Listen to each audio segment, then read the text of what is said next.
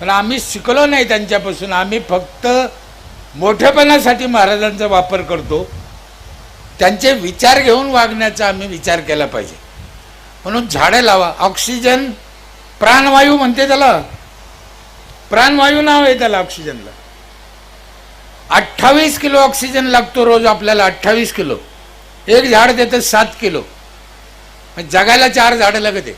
हे कोरोना आलता ना साहेब, कोरोना आजार नव्हता. कोरोना म्हणजे ऑक्सिजनचा तुटवडा. ज्या ज्या जागी ऑक्सिजन नाही मिळाला, भवरा तयार झाला, ती त्याला गेला. हे यानं काय नाव द्या म्हणून दिलं. दवाखान्यात नेऊन माणसाला काय करीत होती कोरोना झालेल्या? दुसरं काहीच नाही. सोपं सांगू, ज्याची रेंज गेली तो गेला.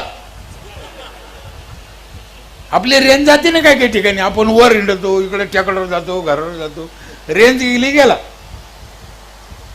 पुण्या मुंबईत जास्त लोक का मेले?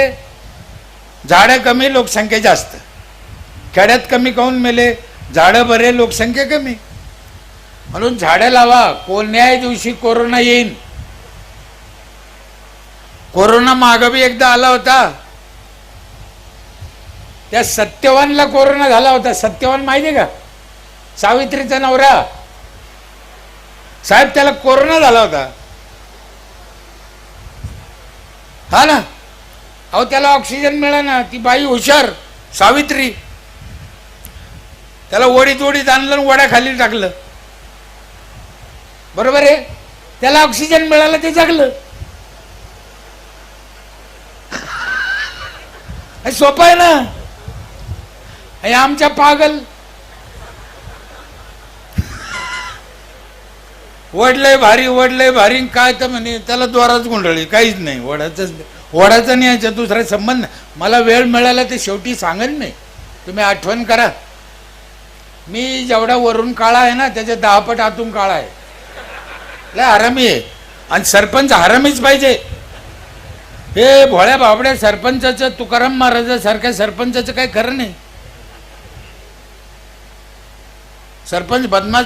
हे गावातले 4000 रानडुकरं सांभाळायचे, हे कोणाचं काम आहे का? म्हणून सरपंच हरामी पाहिजे, हरामी. मी लय वेळेस सांगितलं, सरपंचाशिवाय हे काही खरं नाही आहे. आणि सरपंचाशिवाय देश बी महासत्ता होऊ शकत नाही, हे राज्यकर्त्यांनी ध्यानात ठेवलं पाहिजे. म्हणून सरपंचाला, ग्रामपंचायतीला त्रास द्यायचा नाही.